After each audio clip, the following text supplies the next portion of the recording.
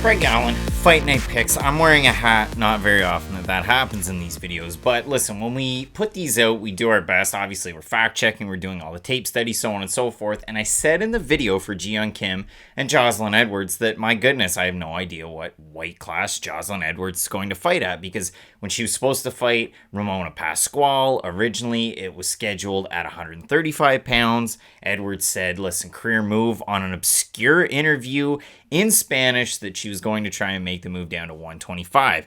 The fight between Pascual and Edwards is eventually at 145. They have the fight. Edwards wins. On 2 weeks' notice, she's taking this fight against Yeon Kim coming up this weekend. Kim was supposed to take on Maria Agapova at 125. Joselyn Edwards said 125. Certain sites said 125. We ran with 125. So it's a big focus of the video. This fight's actually a bantamweight. So it's out there on the UFC's website now. That's updated. It's out there on Tapology. That's updated. All the news articles are updated. It's going to be at bantamweight. So a little bit of a misstep on our part. It will not take place at flyweight. I know that was a big sticking point for us making the pick, obviously, because Joselyn Edwards fought at 145 just a month ago. So big opportunity for both these fighters. I don't see this changing our pick all that much though from the video that we made to the end of the week. But if you want that updated look, question mark kicks 2 hours before the prelims, we get the hindsight of the weigh-ins on Friday, and it should be a great time because UFC 277, the big time pay-per-view, 2 title fights up at the top, and the sidekick during that pay-per-view card here on the channel.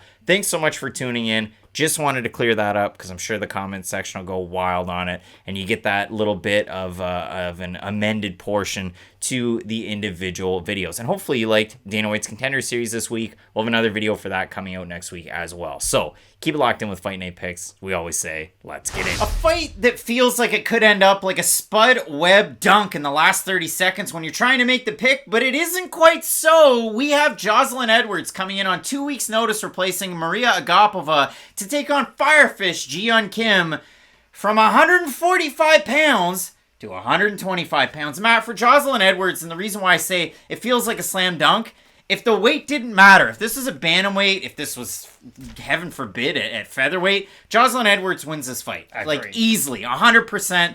It's a slam dunk. She talked about moving down to flyweight before she fought Ramona Pascual in a fight that I assumed was going to be a bantamweight. Everybody said it was a bantamweight except for one obscure interview that was in Spanish, and I listened to it and it was translated. And so through that, I gained an understanding that no, it's actually going to be a featherweight. But the second part of it was, Joselyn talked a lot about moving down to 125. And she has experience at 125, although less so than at 135. She has one fight at flyweight. And I'm going to read you the record of the fighter that she took on that was back then. It was 0-0. She wasn't really fighting a great fighter the last time that she fought at flyweight. But again, on 2 weeks' notice, she's talked about making the weight cut down in the past. We're going to have to see how it affects her, but I'm just eager to see what version of Joselyn Edwards we get, because the best version is a heck of a kickboxer. It is. That looked amazing against Ramona Pascual. Defended the takedowns. That surprised the hell out of me up at 145, and she was marching her down and landing with great volume, accuracy, and power. She did, and I did the Jeff Hardy dance for a reason, though, because everybody knows what I talk about when I bring up Jeff Hardy. Swanton bomb. That fateful night in 2009. I remember it like it was yesterday. SmackDown, a steel cage, CM Punk, loser goes home. Let's call this what it is. Yeon Kim needs a win like few others in life do. She won her last fight against Priscilla Cachoeira. The judges robbed her.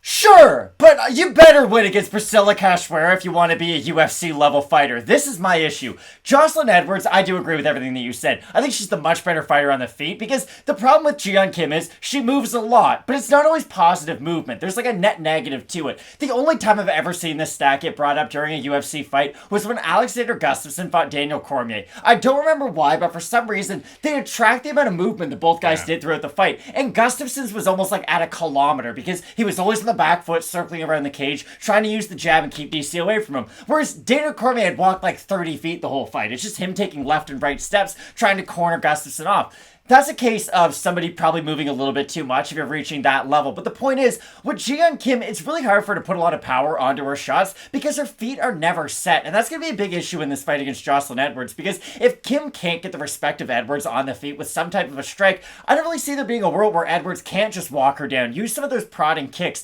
Use some of the knees at the middle too when Kim does close the distance, because Edwards did show a more developed skill set her last time out against Ramona Pascual. But that also has to be said. Pascual's not the greatest fighter of all time. It was a weird fight in a weird division. Let's just call it what it was. But Edwards at least demonstrated an improved skill set, which is much more than we could say her last two fights leading into that. Like, I was not sold on Joselyn Edwards whatsoever, and I thought I was sold a false bill of goods upon her entry to the UFC, because I was really excited for the prospect that could have been when she first signed with the organization. But after a few shaky performances, I wasn't really sure what we were going to get out of her. But she was able to answer a lot of those questions her last time out, which was nice to see. Yeah, and for Edwards, and I gotta recant for a second, she has the one fight at flyweight. It was against 0-1 Trisha Cicero. She won that fight by unanimous decision, so not 0-0. That's the name of a jester in the game Skyrim, fun fact. 0-1 Cicero. But when you do look at it for Joselyn Edwards, she does have the knockouts on the way in. She has the fight against Wu Yanan. She wins that fight. She loses to Carol Hossa and Jessica Rose Clark. Ex-MMA commentary's own Jessica Rose Clark. Don't call her Jess. You gotta call her Jessie. That was awkward. For an Ian Heinisch? But yeah, that was something.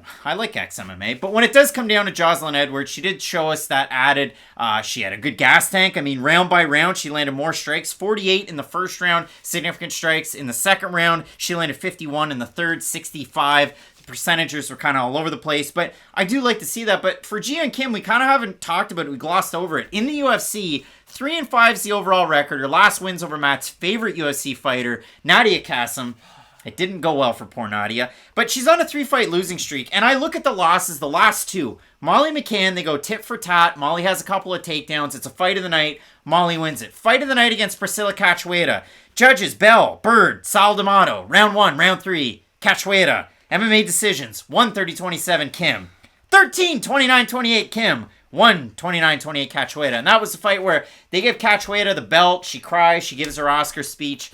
And we move on to the next fight, and it was forgettable, but it was a fight of the night. For Yeon Kim, though, this is the thing that I always go back to.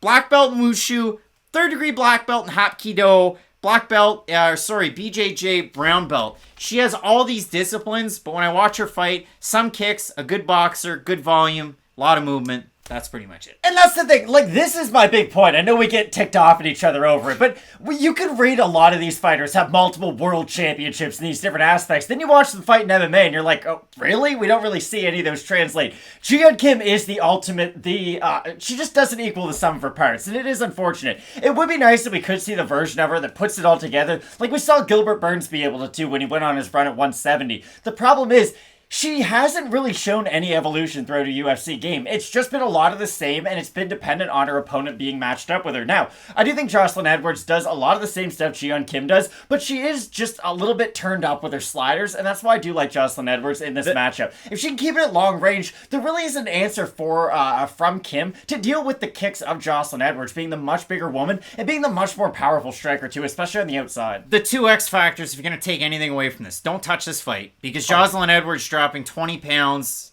on 2 weeks' notice, going from featherweight to flyweight. She's not Jessica Andrade. She has one fight at flyweight in her career, so don't do it. Like, I don't care how tantalizing it might be. Yeon Kim's been training for Maria Agapova, a grappler. She's been training at Bangtao Muay Thai with the Hickman brothers, Loma Lukmanmi, and Zhang Wei Li. She hasn't been at Syndicate for this camp.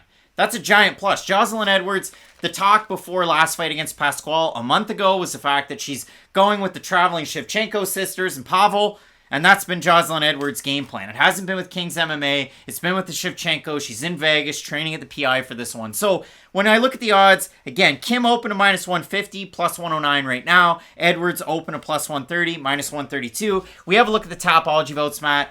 Surprised us it is to you, but I'm assuming Joselyn Edwards is a pretty big favorite. I'm going to say over under 80% Edwards. I'll say under, but she'll be the favorite. Son of a gun. 1,002 total votes, 75% Edwards, 89% by decision. For the 25% that have Kim, 87% by decision. She being Yeon Kim, had a great fight against Molly McCann. It was back and forth. At the end of it, everybody felt good. She had a good fight against Cachoeira. I thought she won. Cachoeira's not this big volume striker, She's though. gotta get close, too. And she's a boxer that has to be close to do anything. Joselyn Edwards does it from range. Her boxing's good. Her kicks are good. So I favor Joselyn Edwards on a full camp, making weight, looking good doing it. But I can't guarantee you those things are going to happen because I haven't seen it. So the pick's Joselyn Edwards out of Panama. But again, don't touch this fight for all of the reasons I mentioned. You don't take a fighter that's dropping 20 pounds on 2 weeks' notice. No, and I like that final breakdown from you. I do like Joselyn Edwards in this matchup quite a bit. But again, it's going to come down to how she looks on weigh-in day. Let's say she weighs in at exactly on point, like championship weight. That'll be a lot more confident with her going into the weekend. But it's all going to depend on that fight. But good news, Craig. We do have this little-known show called Question Mark Kicks that allows us to change any pick in case we do have some second guesses based off of the weigh-in. So for right now, it's Joselyn Edwards, but I'm a little bit on the fence, I'm not going to lie. Well, let us know down below in the comments section who you have. Will it be Edwards out of Panama? Will it be South Korea's Firefish, Yeon Kim? 13 total fights on the card, 2 titles up at the top. You are not going to want to miss it, so keep it locked in with Fight Night Picks, as we always say. Let's get into it.